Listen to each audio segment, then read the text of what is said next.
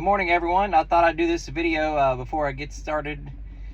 I've been posting a lot of motivational videos lately because I think they're better than just showing off a car and vacuuming it and getting it done and looking at the wheels and so forth. But today I want to talk about financial stability. A lot of people always say you need to make a lot of money in the summertime and save for the winter, but you're never going to make it if you're not making profit in the summertime. How can you save for the winter if you're not making it in the summertime? Going out and doing 3, 4, 5, 10 cars a day, that's great to do, but if you're not financially stable with your business, you're never going to grow it. You'll never be able to get 2, 3, 4 vans or even 2 or 3 employees. When I started out in 2004, my prices were $25 to wash a car, and I would wash it, vacuum it, wipe down everything. But I didn't have a water tank. I had a shop vac and a generator, and I used this product called Accelowash. My buddy got me into it. He owned a gym at the time, and he said, "How would you like to start a detailing business?" And I said, "I don't really know." And he said, "Well, why don't you just come to this meeting and I'll show you what it's all about." So I did, and the guy talked about how he can build a successful business by getting people into your network and grow your business, and you can also, detail the car. So my main focus was just going out there and showing people the product, selling it, but I didn't do it so well as getting people signed up as I went out there and detail cars. Anywhere I went, I would go out there and show the product and hope to get people signed up. But while I wasn't doing that, I was detailing cars in a parking lot at Publix. And I did that for many years, and I had a lot of work, but I was never financially stable in my business because I didn't realize that, hey, in order for me to make in this business, my bank account has to grow. And I think a lot of people in any business, they're happy to work, but they're not looking at their bank accounts growing. So if you need a set of tires in your car, or maybe you need to fix your brakes or any kind of expenses, you're really looking at like, man, I just don't have this money. But instead of worried about getting the money to fix your car, you should be more worried about raising your prices. And a lot of people, they're afraid to raise their prices because they don't think they can get work.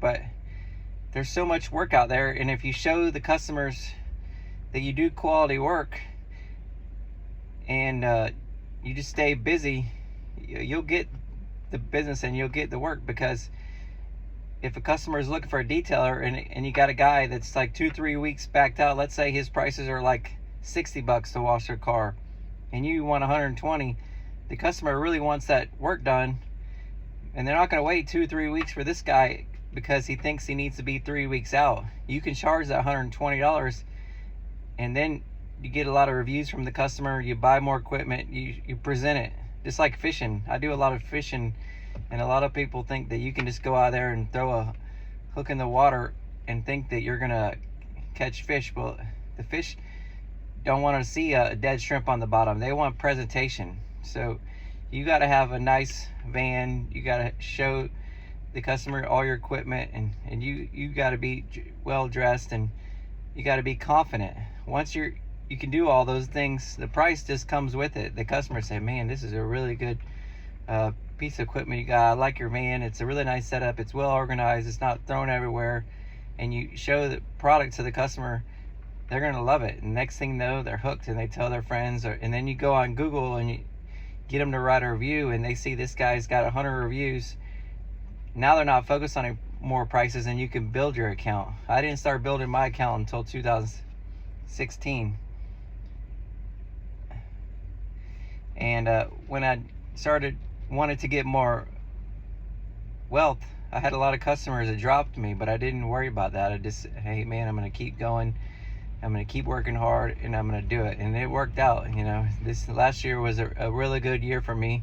This year is starting to be pretty good, but it's dropping off a little bit. It goes up and down, but once the customers realize that these gas prices are here to stay, then they're gonna change their spending habits. Right now, people are just afraid, but you can't be afraid. You can never show your weakness. You can't post on Facebook and how you're slow or you need money and all that stuff. Once you show your weakness, you're showing vulnerability to the customer, and if they see that, they're gonna say, man, this guy, I can get him because he's weak.